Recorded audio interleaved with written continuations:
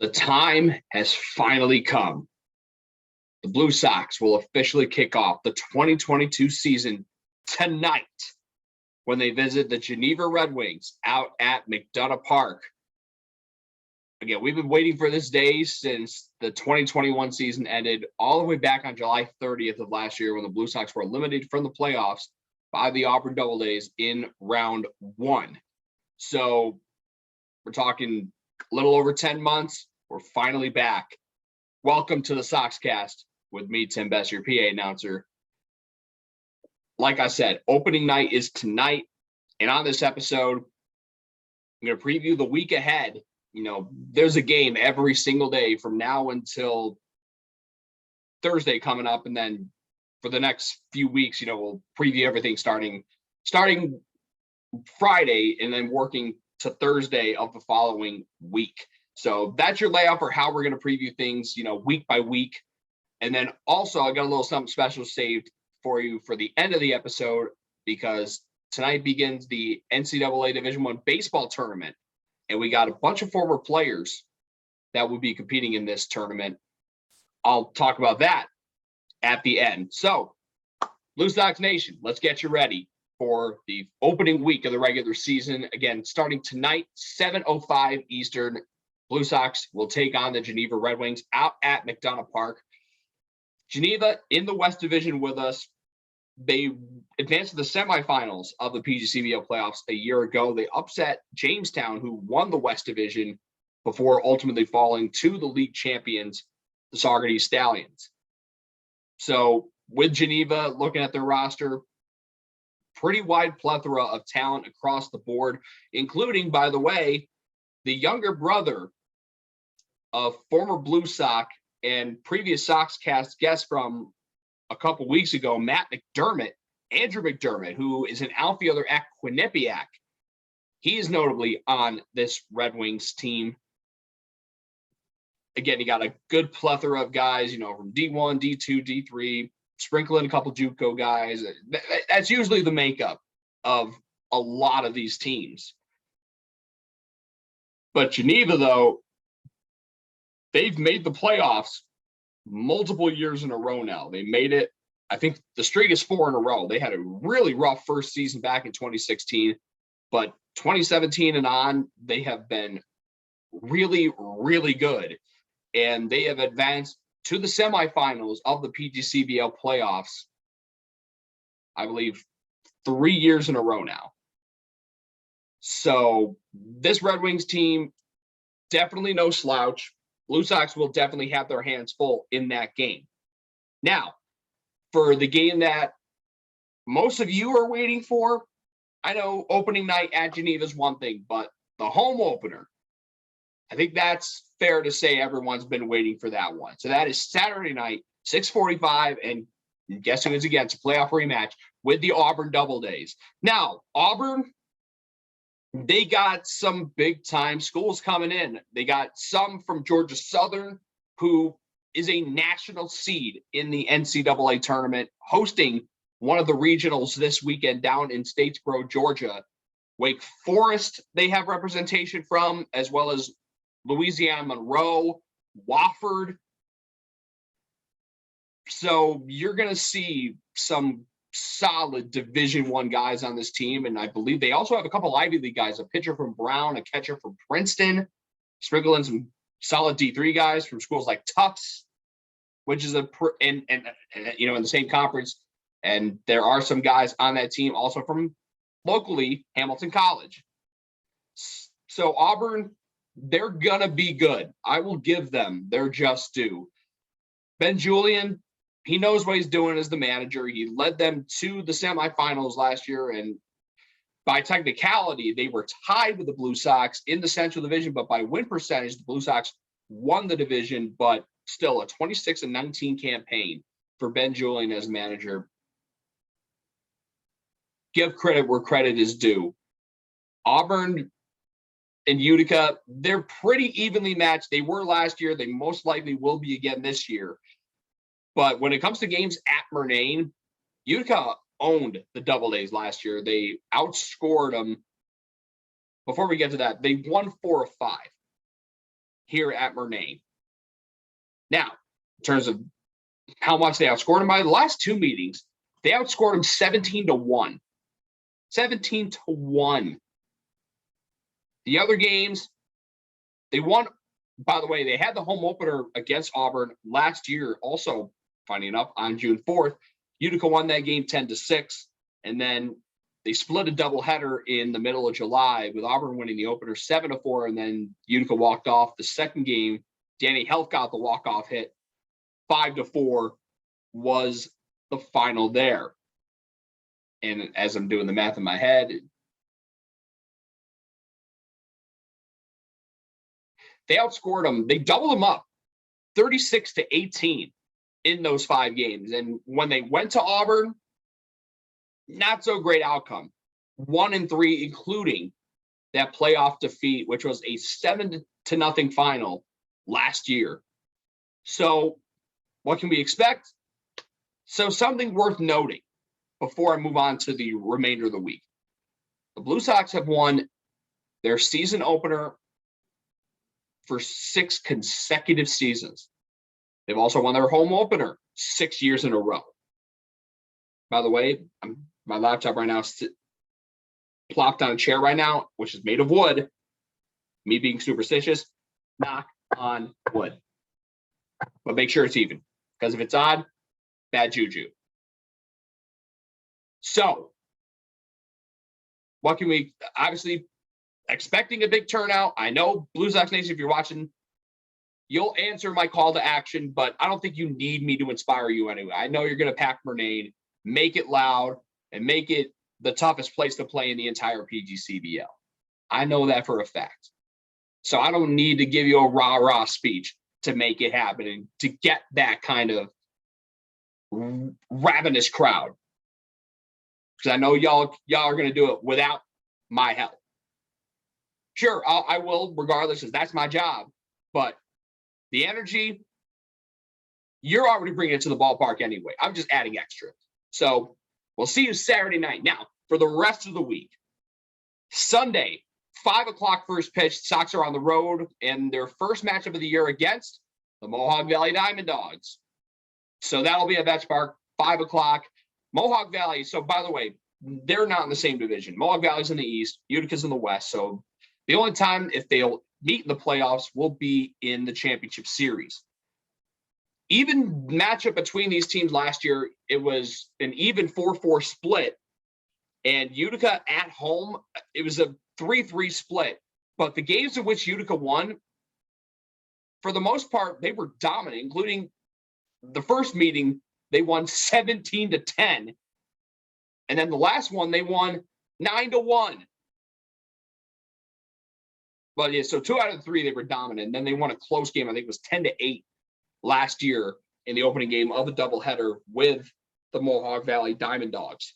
Now, the Dogs, they have a couple former Sox on their team. Got to acknowledge them. Vincenzo Castronovo, who's on the 2019 team, is back with them in 2022. And then from last year's team, Zach Brush, Notre Dame high school kid and current outfielder now. He transitioned from the infield to the outfield at Lemoyne. He is in the outfield again for the Dogs this year.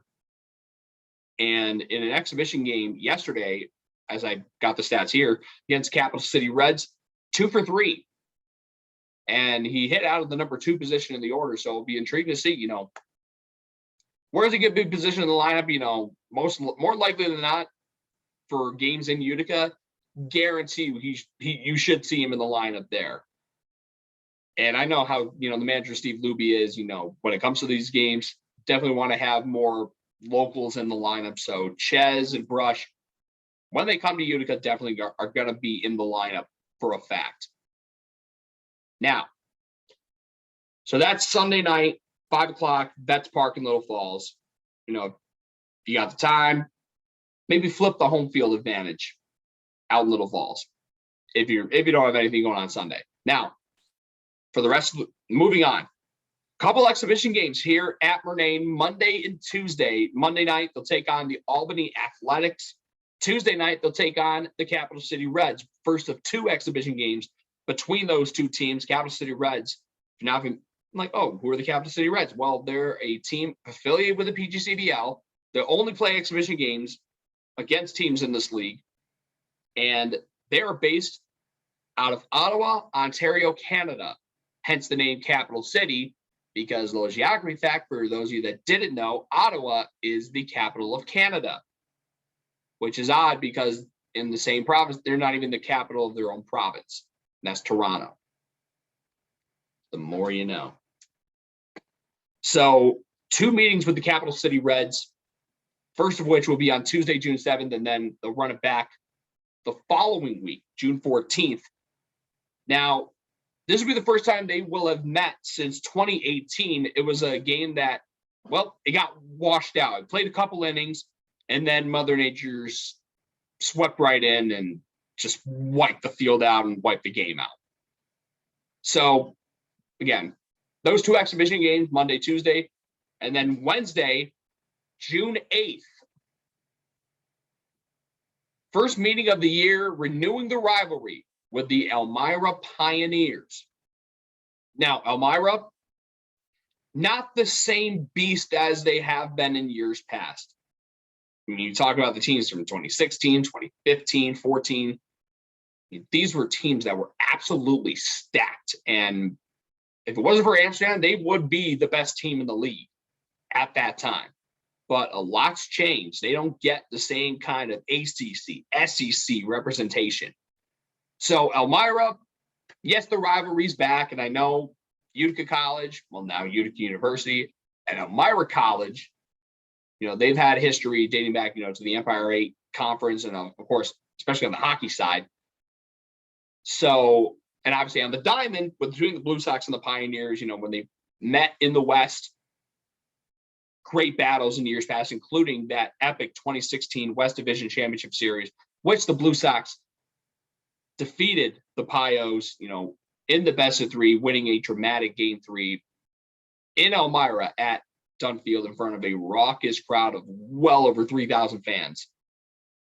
So that'll be the first meeting between those 2 teams. Again, Wednesday night, 6:45 at Murnane Field. And then last but not least, for this coming week, Thursday, Sox are on the road against the Auburn Double Days. They'll go back to the place where their season ended last year abruptly, Falcon Park, a place where it's a big field, it's turf, the air is pretty heavy there, and that's where home run balls, if you square one up,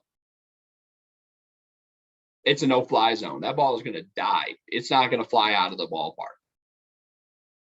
Unless something's changed with the weather where all of a sudden it's going to start flying. But from what I know, you square one up, no matter how good it is, it ain't leaving the ballpark. And when it comes to balls on the ground, I mean, it's a turf field. Just won't have the same as a natural grass field like it is at Murnane. Now, as I mentioned, Sox weren't great at Falcon Park. Again, they were just 1-3 their last year compared to 4-1 at Murnane. So Sox, for that game at least, and they're looking to do so all season, looking to exercise some demons out in Auburn. So that'll be 7:05 at Falcon Park on Thursday night. So that is your week ahead.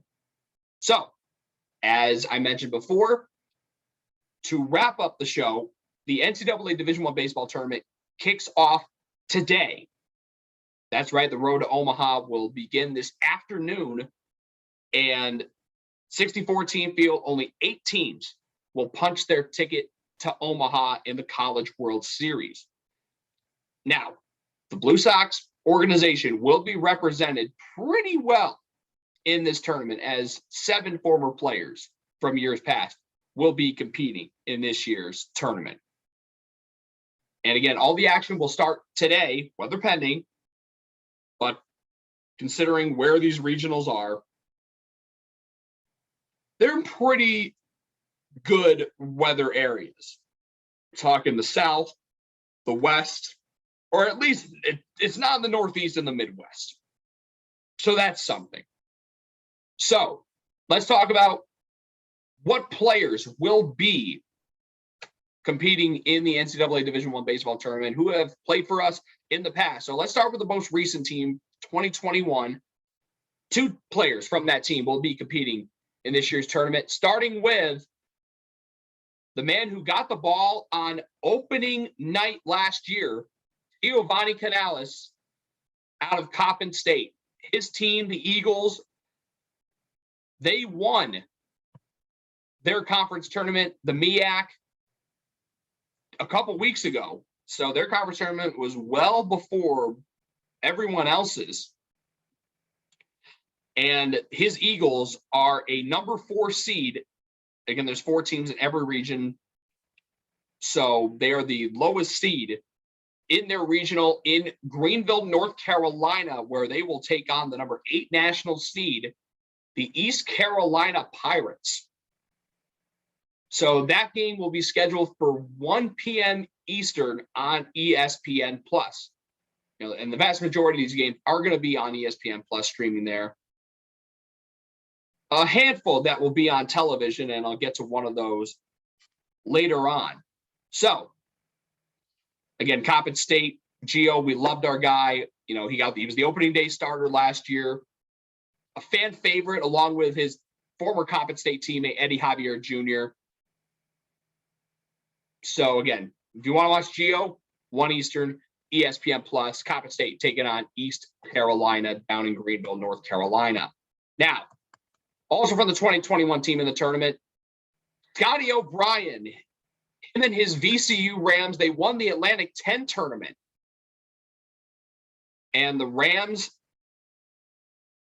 they are looking to, make some noise down on Tobacco Road. They'll be in the Chapel Hill Regional, and they will open up against the number 2 seed in that regional. They're the 3 seed there. They'll open up against the Georgia Bulldogs. And that will be at 7 Eastern on ESPN Plus. Scotty, really solid base runner and fielder last year with the Sox. Was hitting right around 260, 270. Was able to make some noise on the base pass, and in the field, a really solid center fielder. So for VCU's sake, most likely you'll see him as a pinch runner, defensive replacement. So again, Rams open up the Chapel Hill Regional, 7 Eastern on ESPN Plus against the Georgia Bulldogs. Now, let's go to the 2019 team. By win percentage, the best in Blue Sox history in the regular season. They went 30-16, and they had 3 players who are now all at Kennesaw State. Kennesaw State, they won the Atlantic Sun tournament last week. And on the all-tournament team, 2 of the 3 players who played here back in 2019 and are on the team now were part of the all-tournament team, including shortstop Tyler Simon, who absolutely raked here, hit well over 300, set a single season record with doubles, 16 of them in 2019. But the MVP was former Mississippi State Bulldog Josh Hatcher. And as you've been following along, he has been making noise all season. He was the National Player of the Week as he hit for the cycle twice in the same week. Most players, they'll be happy if they hit for the cycle twice in one season in general. But he did it twice in a week. And we talk about greatness. That's just the tip of the iceberg. Here in Utica, in 21 games, he drove in 27 runs. He was an RBI machine here in Utica back in 2019. Back then, he was at Mississippi State. Now he's at Kennesaw State. Also from Kennesaw State, who was on the 2019 team, was Malik Spratling, a guy who really didn't see a lot of action. He was battling some injuries that season, and I believe same as well. But at Kennesaw State, Hatcher's been absolutely raking. He hit 386, and he's also hit 13 home runs while driving in 55. Meanwhile, with Tyler Simon, he is hitting well over 300. Actually, just a little over 300 is where his batting average is at. And as we pull it up now, Tyler Simon hitting .319, 7 home runs, and 46 ribbies. And by the way, him and Hatcher, each 11 stolen bases on 14 attempts. Simon was 2019 PGCBL All-Star, one of the best defensive shortstops in the league as well. So Kennesaw State, they will open up the Hattiesburg Regional, which is being hosted by Southern Mississippi. They're the 3 seed in that regional. They'll open up against the 2 seed there. LSU, that's at 7 Eastern on ESPN+. Now, let's go back to Greenville, because transitioning to the 2017 team, the aforementioned Matt McDermott will be in that regional. As y'all know from the episode he was on, he is a middle infielder for the Chanticleers of Coastal Carolina, one of the best teams out of the Sun Belt Conference. They got an at-large bid in this tournament. They are the 3 seed in that Greenville regional, hosted by East Carolina. They will open up their regional at 6 Eastern on ESPN Plus against Virginia. And Coastal Carolina, a sneaky good team. Obviously didn't fare well at the Sun Belt tournament. They got knocked out by Troy. But McDermott, a guy who not known for RBIs, hitting for power when he was in Utica. Again, he was a high school senior back then in 2017. And he's definitely showing off power as a super senior at Coastal. On the year, 267 average, 5 homers, 37 RBIs, and he's also swiped 18 bags on 23 attempts. And again, when he was in Utica, just 5 RBIs, but he hit .295, again, as an 18-year-old. Now, last but not least, from the 2017 team, the man simply known as Big Hoss, Zane Harris, who is a 2017 PGCBL All-Star, who drove in 35 runs for the Blue Sox, hitting well over .330 as well. Him and his team from Wright State, they won the Horizon League title, and they're the 4 seed in the Blacksburg Regional, hosted by the number 4 national seed, Virginia Tech. And of the games I'm listing here for you today, this game is the only one that you will see on television, as this will be on ACC Network. If you got Spectrum, only because I have Spectrum, I know the channel. That is channel 388. So again, the Raiders of Wright State, led by Zane Harris, taking on Virginia Tech, 7 Eastern, ACC Network. And Zane has been mashing the ball for Wright State. He's played 55 games this season, hitting a little under 300, but he's pounded 8 home runs, and he's driven in 61 runs. I think it's fair to expect that from a guy who's 6'5", 270. So again, if you want to watch Big Hoss and Wright State, that'll be at 7 Eastern, scheduled on ACC Network against Virginia Tech. So that is going to wrap up this week's episode of the Soxcast. Now that we have guys here, and I've seen them, work in the field, on the mound, in the cages. This is going to be a good squad, people, and your first chance to see them again. If you want to take that 2-hour trek to Geneva, you can do it tonight. Or you can be here for the home opener Saturday night, 6:45 at Murnane. Let's get electric. Let's have fun. Let's pump it up. Let's get a lot of wins this year, and not just win a division title, but win the whole damn thing. And let's get some rings this year. You know what I mean? So that is going to do it. And by the way, now that these guys are here, and I just remember the point I was going to make, you're actually going to see and hear these guys on the Soxcast with me week to week. So in terms of who these guests will be, I'll try to keep you updated as much as I can. Make sure to follow me on Twitter at @TheRealTimmy, of course. Make sure to follow us on social media. On Twitter, we're at @UBlueSox. And of course, we are Utica Blue Sox on Instagram. Oh, and we're also on TikTok now. Got some great content there. Also, the handle for that, similar to Instagram, is Utica Blue Sox on TikTok. So until next week, this is Tim Best signing off for the Soxcast. Thanks for tuning in and looking forward to another exciting season of Blue Sox baseball. And it all gets started tonight out in Geneva.